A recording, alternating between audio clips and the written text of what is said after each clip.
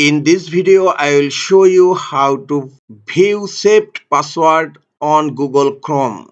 To view saved password, go to your Google Chrome browser, click on three dot icon on upper right corner. You will find here passwords and autofit. Go to passwords and autofit, then click on Google Password Manager. Here all of your saved passwords are stored in Password Manager.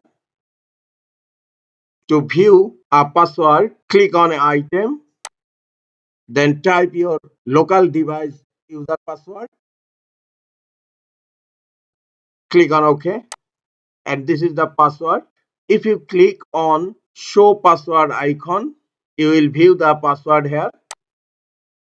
You can edit your password, or if you wish, you can delete your password from Google Chrome. That's it. This is the easiest way to find or view saved password on Google Chrome.